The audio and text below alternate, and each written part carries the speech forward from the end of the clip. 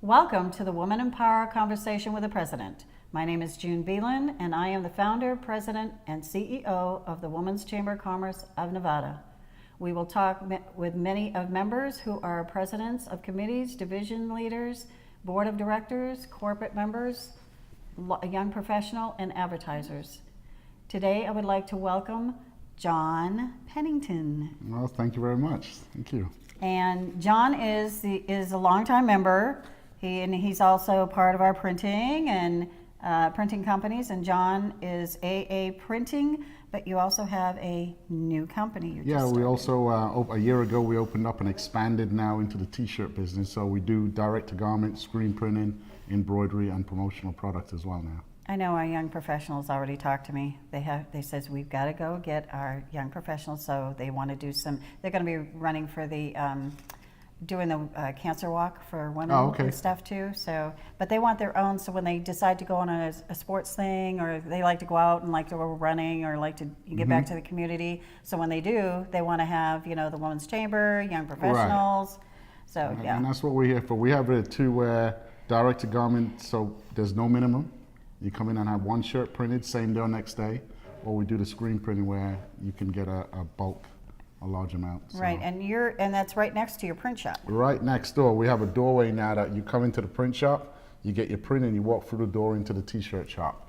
So it's one-stop shop for everything. Oh, very good. So you have it open now, because you didn't have it open last time I was there. That's right. Oh no, it's changed a lot now. Oh yeah. Like I said, it's been a year. I know. Well, June hasn't gotten out for a year. Remember? Yeah, I know. I got to get out. Now, aren't you from Belize originally? But yes. I was born in Belize. Okay. And we moved to England in 1970 when I was 10 years old. And because we're part of the military family. And then we moved to Germany and moved back to England. And then I joined. I did 10 years with the military and finished off as a sergeant and went into the bodyguard world. What were you doing in the service, though? Weren't you I was infantryman. Yeah. So I worked my way through the ranks and became a platoon sergeant. Wow. Well, thank you for serving. Yeah, thank you. And you want to talk about how you started? Because I met you when you first started. We were at your grand opening. That's right. Oh my goodness. And the story behind that, I've told that story several times. But I had the opportunity where the shop was there before. There was a print shop there before, and I was looking for same day. I met the owner, and I sat with him from 4 p.m. until midnight talking about same day printing, because I've never come across that before. And then I Googled digital printing and found out that, hey, it is possible. So I went back and said to him, listen, if you teach me the printing business, I could bring business for you. But when I found out that he didn't know about the business, he would open his shop at midday and stay there and drinking with everybody until 5 a.m. in the morning. And in Vegas, if you have a reputation of getting things done, you're ruined. Mm-hmm. So I decided to walk away from that and went out looking for other printers that could do printing. I took it upon myself to do a trade show. I printed up 500 business cards, went to my first trade show, and it was a disaster. My table was a mess. My banner fell over because I didn't know what I was doing. People would come by and they said, do you do 4x6 postcards? And I'd say, yeah, I do 4x6 postcards. And I'd go home and Google what's a 4x6. So I didn't know anything about the printing business, but I was making it up as I was going along, to be honest with you. And after 10 months of running all over town, the gentleman, he went out of business about 4 months later. His shop was empty. And it was at 4800 South Maryland Parkway, his shop was. So think about it, a year later, I came back and I went to that same shop and I opened a print shop right in the same location that I went to the first time. And I had less than $4,500 and I went in and just took a chance. I qualified for a printer and a cutter. The underwriter a year later couldn't figure out how I qualified. No. I said, it's just the way the universe is. It was my time. And I got the location and I prayed every day that I would make enough just to pay the bills, because obviously I didn't have any money. And obviously you came to my grand opening because I had a software and I had a grand opening. And just before that my house was repossessed. When I was going out on an appointment, my alarm went off. I went back and a constable was there. And he said, we were possessing your house, but this was just the day before my grand opening. Oh my So goodness. exactly, nobody knew this at the No. event. And I went to my appointment that day, and I still have that customer as a client that I went to his appointment. He didn't know I just lost my house or anything. But I went back to the shop, and that's when I realized I was homeless because I had nowhere to go. So, I know how to break into my house. So I went back. I didn't break the seal, but I went back and I got into my house and got my clothes. Obviously, I didn't have no power, no water. And that's when my grand opening, I bought a shirt from Ross. That's why I had my blue jacket covering over. It was a blue shirt and my jacket. And I showered in my backyard with a 5-gallon bottle of water before coming to the event. But I had to organize the whole event myself. I was the one running around trying to get the wine, the food, and everything. I know you were. And at the same time, all this was going on. But at the event, big smile. It was a great day. It was a success, but nobody knew that. And when I finished that, I still had to go home to an empty house with no power, no lights. And that was it.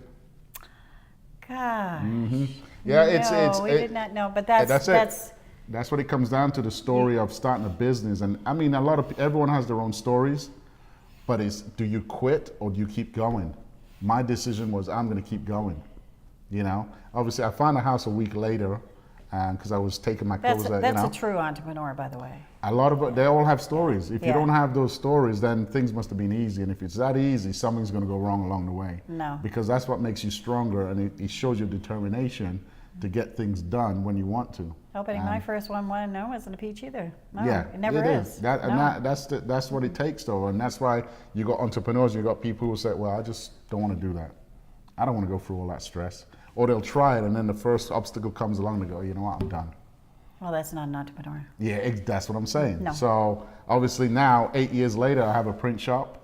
I've opened up a second location. We're still growing, and you know, it's still a battle.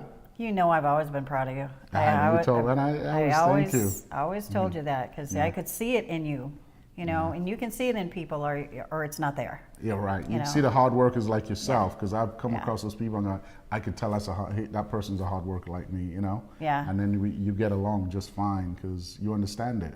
Yeah. It's a struggle. It's a battle, but Hey, you got to do chamber's it. no peach. Oh yeah. You're dealing with different personalities. Try to run a chamber, and it's testy. Yeah, and it's, especially personalities. And that's that you brought that up because there's one thing that you told me at my shop that I always remembered, and I've passed it on to other people. I said, I just want to make sure everybody's happy. And you said, John, you'll never make everybody happy. But if that person in front is not happy, make sure the other person behind them are happy. And I always remember that. And I always pass it on to other people as well, because you'll never make everybody happy. No. And I realized that then. So that No. was one thing that you told me that I was like, yep, she did say that. And I've been proud of you because you stuck with it. I mean, you had some really rough times, Oh, yeah. and you and I have talked on several occasions. But you had the drive. See, Yeah. you have to have the drive. Yes, you do. You know, do. and you can't worry about failure, because if you're going to be an entrepreneur, you're going to have many failures before it's and even then. I you know, but so. sometimes you just Oh, you look at other people and you're like, what would I do if I didn't make it? Yeah. And I like, no matter what it takes, I'm going to keep going, no matter what it takes. And that's what kept me going. I mean, you got to stay disciplined, you got to stay focused, and you got Yeah. to keep doing the same thing over and over until you get better. Because like starting a business doesn't come with a training manual. You learn as you go along the way, and that's what I've done. And People can give you directions, but they in bullet points, but it's up to you. it's up to you. Yeah. You could either take it. It's Yeah. just that when you get the people who never understand your pain or understand running a business, that come and tell you what you should do is what gets me. And Warren Buffett does that. Why should I be taking advice from someone who learned less than me? Yeah. And I was like, oh, that makes sense, because they don't understand, you know. But I listen to what people's advice are, and the ones that I like, I take and I use, and that's what you grow. 'Cause Yeah. you don't know everything. Well, it's a good thing that I had the training from the U.S. Chamber, because the people that run chambers here don't even know what I know. Right. So I'm kind of glad that I was able to get their training, because I've never run a chamber in my life. Are you kidding me? Right. I belong to them. I don't run them. Yeah, the chambers are very difficult. Yeah. Yeah. No, anything Yeah. organization-wise, business-wise, Yeah. and you're dealing with people is going to be difficult. Oh, yeah. That's why you need a strong person to keep everything together. Because if the person's not strong to hold it together, then it's going to fall apart anyway. Yeah, You know? yeah, my board members say that to me all the time. They go, how do you do that? I said, I've been a business owner for years though. See, they're not business owners Right. that are on my board. So unless you're a business owner, then you can understand, you know, where my drive and where my ambition and everything comes from. And then you have to get the experience behind it, and you just don't. But like you said, if you don't know something, you're going to go on and Google it, or you're going to try to figure it out. You're going to try to read about it, and then you'll know where you need to go from there. Yeah, Google's my teacher. Yeah. What's a 4x6? What size is a business card? That's What are cute. bleeds? I didn't know that part. Oh no, no. And the other story is, I remember when I came to you, the first time you called me in to sit down and talk about printing your magazines. Yeah. And I was nervous, obviously, because I was new to this, didn't know. But you said one thing on that phone conversation before you hang up. You said, the thing I find is a lot of people don't know what signatures are. And that's one thing I'm hoping you know what that is. And I was like, yeah, I know what it is. I was Googling signatures all night. And I came to your office, and you don't see it there, but I was sweating inside because we spoke for about 2 hours, I believe it was, and you were asking me all these questions and all that, and I don't know, it was just rolling. And I made sure I stuck to that signature. Yeah, I know what a signature. Yeah, I made sure of that because that was a problem, but I read up as much as I can. But when I finished that interview, because I did call it an interview, and you said, I'll send you our magazine to print, I was like, whoa, it was worth it. Yeah. You know, and I learned something new, and obviously since then we've been printing your magazine. Yeah. So, well, we print more of them now. So how big is your place now? well, no, we're still in the same shop. It's Yeah. 1,400 square foot shop. No, I meant when you print magazines or any publications now, what is the max limit? Well, the thing is, just like any other printer, we have a max in our shop. Right. But if we can't get it done, there's somebody who will do bulk because, there's digital printing and there's offset. Right. If a book go to 1,000, 2,000, or 3,000, then for a customer, I advise them offset is better. Now I have a shop that I work with as partners that does offset. So if we can't do it, I have somebody else who will do it. And they do it at the price where we're all... Because I know you do all our programs. Yeah, and those we could do in the shop because it's not... You can do that in your sleep. It's not offset, so we run that in a day. Yeah. We could get that done in a day, but like every print shop, we've all partnered up. We're not competitors in Vegas. Right. We're partners, and we call one another once in a while and see if you had any bad customers today, if someone didn't pay you. Oh, John, I need this, or like my machine went down in a night job, I called another printer and they said, yeah, come and get the key and just let yourself in and get your job done. I did that for 3 nights. And that's the kind of partnership that we've built. Right. Because being honest and straightforward with people is what you But build that's for. locally. That's locally. When you go out of town, though, you have to charge more because you're going second party.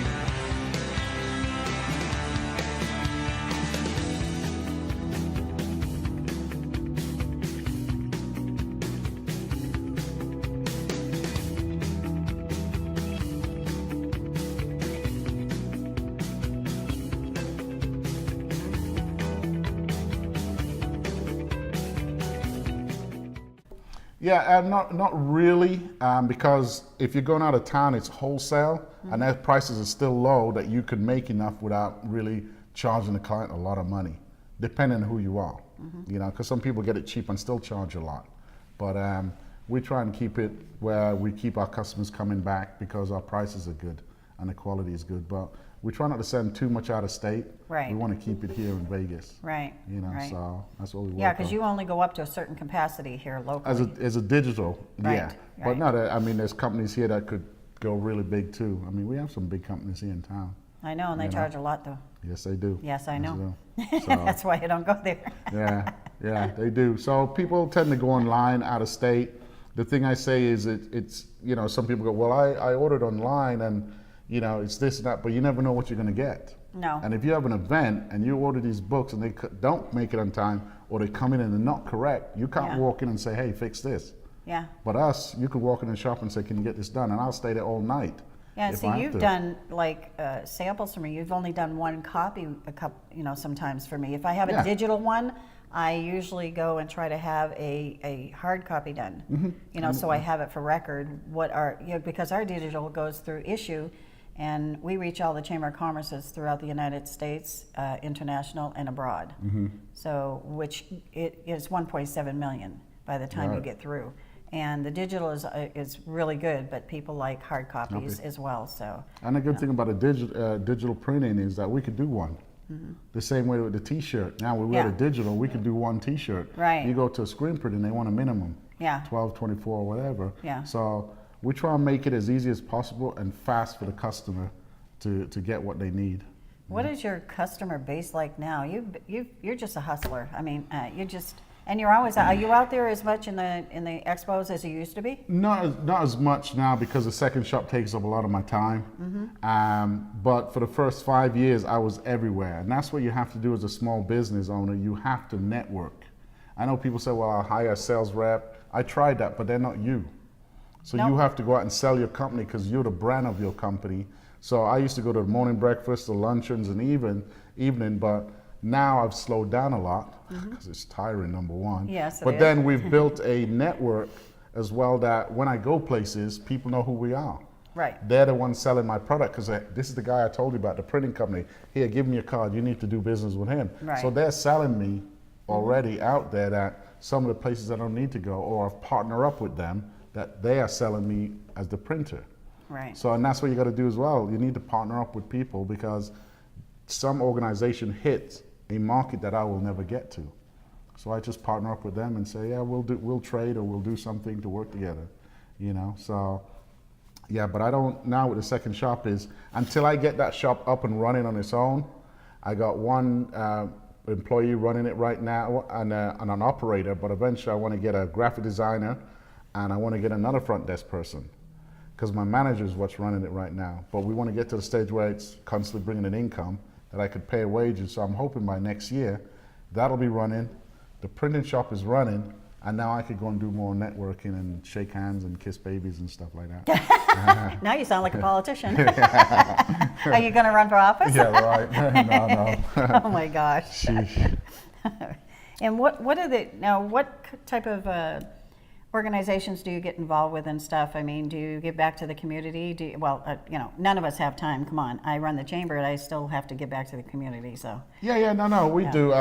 We're a member of all the chambers in town because I feel as a small business owner, you have to be part of the organizations. We do donate a lot of printing to organizations that call us. A non-profit group we work a lot with as well. I volunteer I speak to young teens in the school, the bad schools, the good schools as well. So I like to encourage them as young entrepreneurs to young teens to get to the entrepreneurial stage of their life, you know. Do you get to go to any of the inner cities where they really need to speak to somebody like yourself that's an entrepreneur and give them faith, you know, that they can... I try, but you know, I find that people talk about they want these people, but a lot of people don't approach me to ask me to do these things, but I get approached by other people that really, I don't think they don't really need, but the other part, they don't invite me. So I put it out there, I'm willing to come, and because I'd like teens to look at me because I look like them and go, hey, I want to be like him. Right. You know, because I remember when I was at school and we used to have assembly and people used to come in and speak to us. And I remember the presentation that they did with the lungs, smoking. Because obviously, you know, you got a smoking corner and we thought we were cool. but they did a presentation about lungs and how, you know, you smoke and it kills you, blah, blah, blah. And from that day on, I never smoked again. So that person affected my life Right. since school. And that's why I'm hoping by going to these schools and speak to kids that one or two of them it'll affect them later on in time, what I speak about, you know? So. Because I've had a couple of high schools approach us, you know, for somebody to go in there and talk about I'm always happy to do entrepreneurship. it. And I never thought of you. And I sent one of our young ladies in there, and they got a hold of me again this year and said, "Geez, we need to, you know, see if you can send somebody again to talk to our students." I'm always open. Because you know, because everything's going on for the kids right now. They really need, you know, no matter what level they are, they need encouragement from people in the community who care. Right. You know, and you've got to care. I mean, I wish I could do it all, but because of my surgery and had to back off the last couple of years, I can't really do all that anymore. So I'm relying on some of my members now, but getting calls in, and I never thought of you. So if you can do that, I'll send you the name of that school, because they really look for that. Yeah, no, I enjoy doing that. I mean, I've come across some smart kids. For their age, they are unbelievable. Some of them are entrepreneurs already. Yeah. The way they speak about what they're going to do in their lives, and it's amazing. And I mean, some of them, I mean, obviously I'm not going to remember their names, but I'm sure I'm going to see them out there somewhere. Yeah. The way they are. So I'm always happy to do that, because what's the point of me learning, getting all this knowledge, and not giving it to somebody and passing it on? And that's what I like to do, you know. So absolutely. I'd be happy anytime someone call and say, "Can you do this?" I mean, there's one coming up, I believe, next week. I'm going to speak to some young teens there, homeless teens, and then the pastor's also got me coming down to feed the homeless, but also speak to them, the people who've lost their homes because of me, you know. And I said that to him. I said, "What is it you'd expect me to speak to someone about when they're at their worst time?" He said, "I'm sure you have a story." Yeah. And then I realized in Belize as well, living on the streets, I have a story. Right. And look at where I'm at now. So it is possible, you know. So I said to him, "Yeah, I'd love to come down and feed him and talk to them." That's very important, because you have to have lived that life. Exactly. It has to have happened to you. Right. Then you can go out and You tell can't that go out story. and tell people how to get up and get motivated when you haven't been where they've been. Right. And that was my thing to him. What can I say to these people? And he said, "You have a story." And then I realized, yeah, I do. Because I have been that homeless. I've been down and I've built myself up. And if they can hear that and see that, then I'll be happy to do that, you know? Yeah. So. See, this is what I love about you. I liked you the first time I met you, so that's why. I liked you too. Yeah. Well, we have the same things in common, you know. Right. If you have, most of the time it's just common sense. You have to step back and stop and think about something before you say it. Right. You know, because you got to know the other person that's talking to you. Right. Yeah. You just can't go out and tell people. Like people walking in my shop and say, "Oh, you need to do this. You need to do that." And I'm like, "Have you ever ran a business before?" No. Then please don't tell me that, because you don't know. Everything costs money. Yeah. Everything costs as a small business owner. You just can't go and do whatever the people tell you to do. So. You know, I'm like the business consultant that comes into my shop and say, "I'm a consultant for small business owner. I can help you build your business." I said, "Have you ever run a business before?" And they said, "No, I used to do something else." I said, "Have you ever had employees?" "No." "How can you help me?" You don't know what I deal with every day. You have to understand what I deal with. So you got to go through you got to walk the path. Yeah. Wear the other person's shoes before you go telling them what to do. That's why I got so enticed in the education system here. Number one, I didn't like it because I'm a New England girl, and education's first and foremost in who you are. And then when I was in California, I had to be approved for my modeling school and agency. It used to be a 9-month curriculum. They don't do anything anymore. You just walk in and take your money. But I had to get approved by the Post-Secondary Education Board. Oh, okay. To be able to run the school. And then I had to, when I got that approved, then I had to train my already professional teachers, because they had to know what needed to go under the umbrella of that license. Right. So that's how I ended up starting to get involved with education at that time and stuff. That wasn't in my my DNA at the time, but that's what brought me to, so the first thing I thought of is, and when all the education was at a very low minimum here, and I was very shocked, you know.